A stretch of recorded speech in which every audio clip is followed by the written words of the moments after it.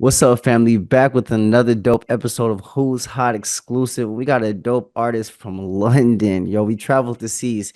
Kemi Sulola. Thank you for joining us on the podcast today. How you doing? Hey, thank you so much. I'm well, I'm blessed. How are Absolutely. you? I'm blessed. You know what I'm saying? It's dope to have a It's dope good. talent like yourself on our podcast today. And it's not often that we get to talk to people from overseas. So this is amazing for us to be able to tap in with you. Thank you. Thank you for getting in contact. I really appreciate it. For sure, for sure. So, you're an extremely talented artist. You've been in the music game for a little minute now, and you've made some waves over there in London. You also just dropped a new song called T.I.M.Y. Till I Met You. You want to talk about that? How did you come up with the name for that? Yeah, so sometimes I call it Timmy, T-I-M-Y, and it stands for Till I Met You, and it's just like a soulful R&B love song, and it was inspired by a song called Till I Met You by a band called Platinum Hook. They're like an old Motown band that I found. And actually a friend, actually an old friend, he just found like the sample of the song. And as soon as I heard it, I was like, oh my gosh, that saxophone sounds so beautiful. And then I wrote my own version of the song to it. And then I had to go through like the process of getting it cleared. And, it was really cool. I actually reached out to the original writers and they really liked the song and they were happy with it. And then I went to Sony and then they allowed me to clear it. And then, yeah, that's why it's out now. But yeah, it's just a song that I just feel like it has a nice energy to it. Absolutely, absolutely. It's got a nice soulful vibe, and I like that you paid homage to some soulful artists, that have come before you. I think that's major for artists today to be able to recognize, long history of R&B soul that, has come with Black culture. You know what I'm saying? Yeah, definitely. I think it's exciting as well to just bring the diaspora together as well. Especially like we've got loads of new sounds coming up like Afrobeat and people like Tyler who are bringing that R&B and Afro sound and British sounds together as well. So yeah, it was nice to bring it together in that way. Absolutely. And you guys have some talented artists over there in London. Some amazing not only hip hop artists but R&B singers.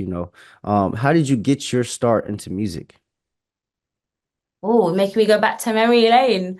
Do you know what? I've always been in like singing in choirs and doing music, but I think it was from when I released my first EP, which is called Falling for You, and that was like an 8-track EP of R&B songs that I wrote with some friends that produced it. And I remember I was just like performing in it, sending it to radio stations, trying to get it out there. And from that, I got an opportunity to be part of a compilation album with some other artists in my area, which is really cool. And then I think another thing was there was a radio station called Raw Soul Radio. And from them, I sent the song to them and they really liked it. And there was a guy who introduced me to a group called, oh my gosh, Soul Gigs, and they had me perform.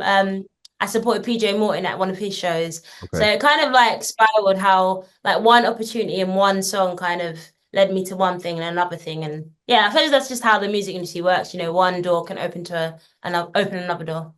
Absolutely, absolutely. This business is definitely about opportunities and taking advantage of those opportunities, which you have done. You took it and you grasped it and you took it to the next level because you have a dope sound. So, when was the first point that you actually realized that, I'm really good at this music thing and I want to take this seriously? Oh, thank you. I think the point where I mean obviously you should have your own esteem and your own belief, but I think when you see how other people react and when you feel like other people are enjoying it, you're like, okay, this is what I should do.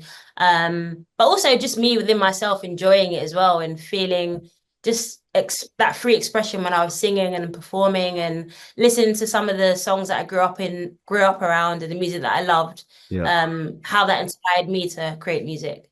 So who are some of your inspirations? Like who do you look up to as far as music? There's so many. The first people that kind of come to my head, Music Soul Child. I've Mhm. always been a big Music Soul Child fan. Alicia Keys as well. I think when she came out, just playing the piano, like obviously we had Stevie Wonder as well. He's Yeah. amazing, but seeing a female do that in a soulful way, that was inspiring. And I remember I wrote a lot of my songs because I started to play piano. Um, and so many other, even like growing up a young girl in Britain, you had like the Mhm. Spice Girls and just seeing that girl power and just all of that was inspiring to me as well. But so many artists I could I couldn't list them all. Absolutely. No, Spice Girls were definitely huge. We definitely knew about them here in America for sure too. So, that's a dope influence for sure. What was your first song that you actually wrote and put out? Oh my gosh, the first song I think I wrote and put out was a song of mine. Oh, I've got two songs that I remember when I was really young. One was called No Man's an Island, and it was just about say this, the saying No Man's an Island. And there was another song called Comfort Me, and I remember I put those songs out. I've actually got a recording of them. It's a bit cringe to hear it now because I sound so young, but Yeah. I'm happy that I done that because that allowed me to be where I am now because it was the starting stage for me to release music. Absolutely. And that's just part of growth, evolving, you look at the younger version of who you used to be and it's like, oh man, I could have did this better. But you did what you could at the time, you know, and, and Yeah, exactly. and you learn and grow and that's what you've done now. So you've been able to reach a London audience across radio stations. You've appeared on different TV shows and performances. I think that's pretty dope. What's been like your favorite place to perform at? Oh, that's a good question. I think there's a venue in London called the Jazz Cafe in Camden. I love that space. It's had some of the greatest artists and some of my favorite artists perform there. So I definitely think that. There's also a place called the Hideaway. It kind of shut down though after COVID and stuff, unfortunately. But Yeah. that was a lovely space. It had like the candlelit sort of jazz vibes. Yeah. So yeah, I love that. I love those two venues particularly. No, that's amazing. What's something about the London music scene that we should know about here in America that we don't know about? Do you know, I feel like with the internet, you're probably starting to catch on to what's happening. But I feel like the scene in London, it's really exciting. There's a lot of cultures and people merging their sounds together because we've all grown up in this small little, community of London and there's a Yeah. lot of things happening. So I just feel like just open your ears. You've got radio stations, you've got, things like Top Boy and Supercell. So we've got the other forms of media which are kind of bringing the music and who we are more to light as well. So it's not just the music, there's a whole culture that's being brought out to the world. Yeah. And I think that's great because it's just showing all of our multi facetedness and all of our different sounds. So yeah, I'd just say just keep looking out for us and connecting.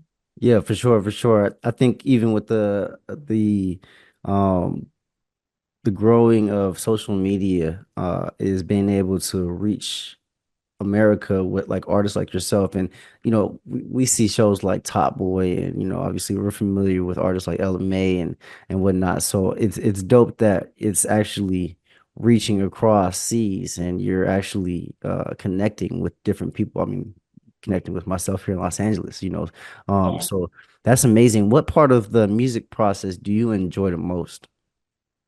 Oh, great question. Sorry, just to add to that previous point as well, you guys should know that the UK R&B scene is coming up a lot. Like we've got the R&B platforms that are really representing a lot of great artists. Like I don't know if you know Shay Universe. She Yep. just done a Tiny Desk. She's amazing. You should check her out. And obviously what I'm doing out here, and there's so many other so many of us out here. So just like catch Yeah. on to what we're doing. But yeah, back to your next question, which was again. What is let me ask Sorry, that. I'm always Oh, you're good. Why did I have it blank? Okay, here we go. So what is it about music that you enjoy the most?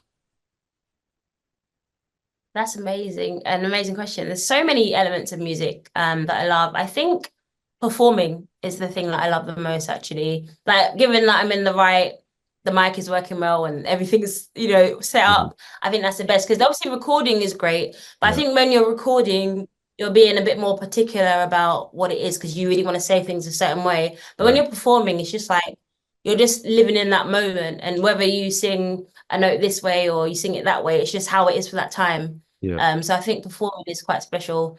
But also sometimes writing as well. Like, yeah, that time when me as an artist, sometimes I get a song and it might just come to my head straight away. I think that excitement of a new sound and a new melody. Like on my phone, I have like 100 voice notes of different melodies that will just right, come to right. me, and they'll come at random times. I could be sitting on the bus and then I got this melody, and I love that process because it's just Yeah. like, where did that come from? So yeah. Absolutely. The process of creation is amazing, how it comes from within. I really think that's like a spiritual thing that you are tapped into when you're creating. Um, 100%. I think that comes from God. Like we're just vessels to just let the sound up, but that comes from way above us. absolutely, absolutely. What are some, as an independent artist, like what are some obstacles that you've had to face in your career and how have you overcame them? That's a great question. I think it's amazing this day and age as independent artists. There's no one route, like especially with the internet and social media, we have so many opportunities and ways to get out there. But I think sometimes you can get lost in that and it can be a bit distracting. Like there was a time where I just felt like I was just caught up in it and I wasn't really given as much to my art.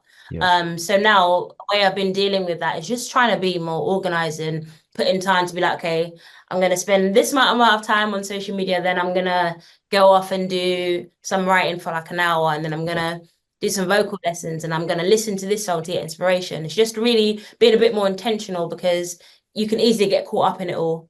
So I think that's probably one of the hardest things. And also maybe also with that freedom of being an independent artist, I think the big companies and the big brands, they still do invest in artists, but they kind Yeah. of want to see you do your own thing first Yeah. and then they'll jump on it. So Yeah. you kind of have to really get people on your corner to be like, okay, look, I'm doing something to get them to see it. But I believe where there's a will, there's a way. And Yeah. yeah, there's people out there that relate to what I'm doing. I just got to go out there and find them and make myself known so they can find me.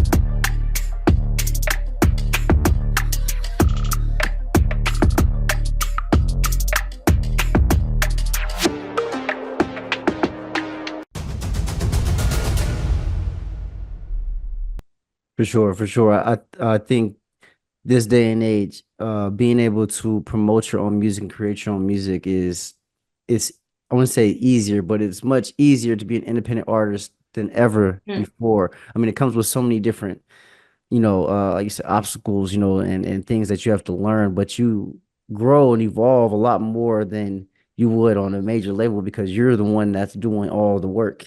You know what I'm saying? Yeah, Behind the yeah, scenes, exactly. so that comes with a lot, So what upcoming projects can we look forward to, that you have coming out?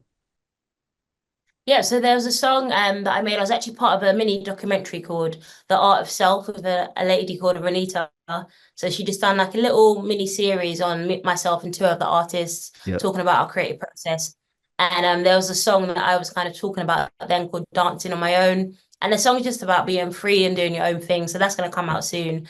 And then some other projects that I've been doing, like I've been doing a lot of recording and writing. Yeah. So, it's kind of like at the stage where I just really want to hone that a bit more before releasing. But apart from that song, the next ones will be coming soon. But yeah, I'm not gonna lie, I'm a bit like what's the word at the moment, just playing my cards and seeing what I want to put out first. For sure.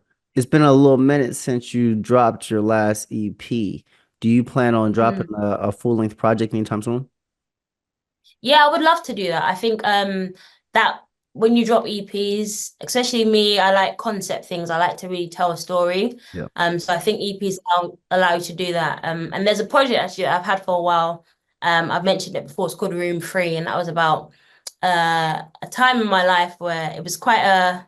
I won't go into it too much, but it was a really important time in my life when I was going through some stuff, and I was in this room, hence it called Room Free, and I wrote the project around that. And I'm still working on the best way to get that out there because I really think that was a project that's really dear to me. So I want to do it the right way. But before that, I think I want to put some singles out first and just get myself out there again. Because I did go through, I won't say too much, but I did go through a health condition for a while, which Yeah.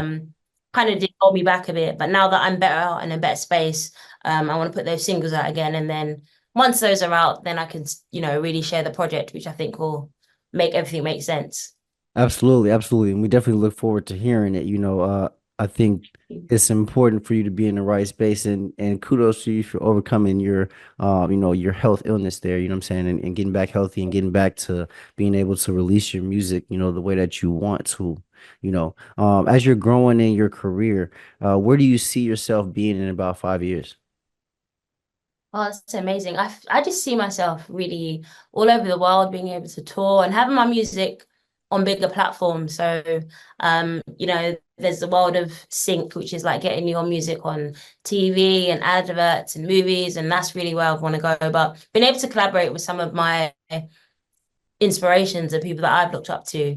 And in order to do that, I just need to keep releasing and just getting myself out there. So yeah, I just feel that path, like I Yeah. just feel it and I see it and I just have to keep walking towards it. But yeah, I'm really hopeful for what my music career will bring in the future. Absolutely, Definitely. absolutely. It sounds like you have a clear vision of where you want to be, and you keep on that path. It's destined to manifest in the way that you want it to go. You know, what kind of Amen. what kind of advice or inspiration could you offer to other up and coming artists that want to rise up and get in the position that you're in? I'd say you really have to just there's so many things to do and it feels like a lot sometimes, but you really have to hear your own voice. We all have our own voice, and sometimes we get distracted. And I think just share. And sometimes it doesn't have to be what you think is the best or what other people are doing, but as long as you just put yourself into something, it will always be great because firstly, you're allowing your own expression, but you'll find in the world there's always someone else that feels how you feel, Yeah. and they're just waiting for you to be like, hey, I'm over here. And once you can do that, then they can find you. So it's just releasing and sharing and just doing that authentically and honestly. Absolutely. And Authenticity. also to add to that, there's so many, sorry, to add to that, there's so many tools around that can help you as well. Like there's a lot of software programs, there's you can learn to do production or you can learn songwriting or you can read books about it. There's so many resources out there that can get you started. And you don't have to be perfect by yourself. You can find, like, for example, say if you sing, but you're not the best writer, you can find a songwriter that can write with you. You can find a producer that can help you. So yeah, don't be afraid to connect with people that can help you as well. That's big, not being afraid to connect with others, especially as a independent artist, we can all be I want to say sensitive about our shit, but you know, open Yeah. opening ourselves up to having help from others is definitely a big thing. And there's power in having a community around you. So that's great advice for other artists, you know what I'm saying, for sure. Um, if you could collaborate with just one artist, who would it be? Wow, that's such a hard question. You've asked me some hard questions, One artist that's a, do you know, I'm gonna say this person because they're the first person that came to my head. And also he's not just an artist, he's a musician and a producer, and I think he's just dope. Raphael Sadiq. I would love Oh yeah. to work with him. I think he's just amazing. Like his music alone and then the music he's written with other people who tend to be my favorite artists. Yep. I think I would love to work with him. No, he's a legend, you know what I'm saying? That's top tier name right there, you know what I'm saying? So, I Yeah. could So if definitely you see. hear this, one day. Right. Hey, you heard Putting out it. there, Hey, right. We got to get the Raphael Sadiq collab. Let's go. You know what I'm saying? Absolutely I'm even no. happy to backing vocals. I'm happy to do that, like anything. Sure, for sure. If what's the go-to song? What's your favorite song that you've ever put out? Oh, my own song. Or oh, my own song. Yeah, yeah, One of my favorite songs. That is, do you know what? I think one of my favorite songs is has to be my song Nothing Compares. yeah.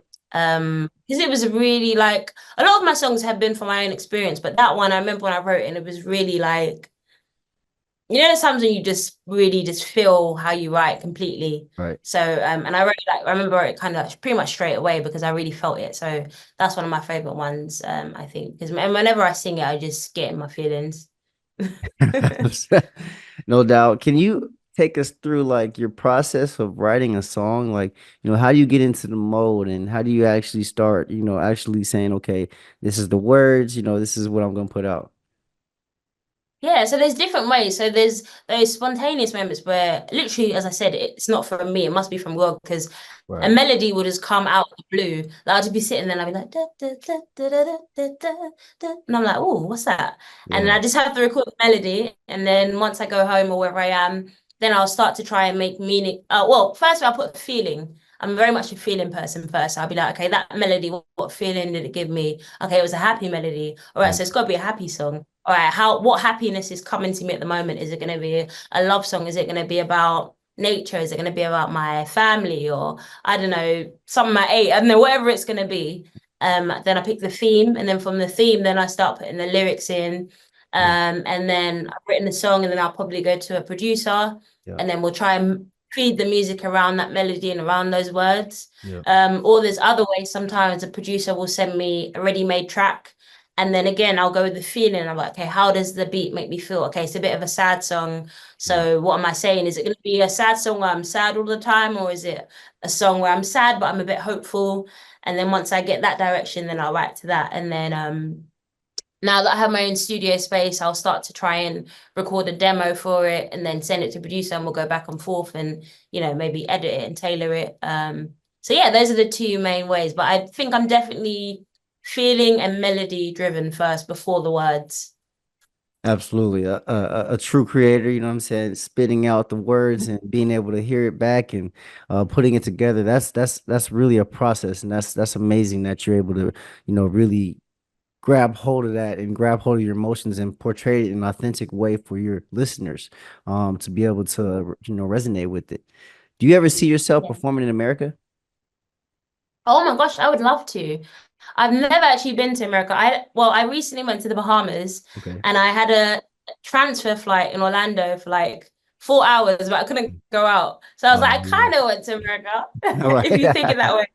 But not really. But no, one day I would really love to come out there and I actually know a few people out here, like now I know yourself. So when I'm out there, I'll be like, hey man, I'm out Absolutely. here.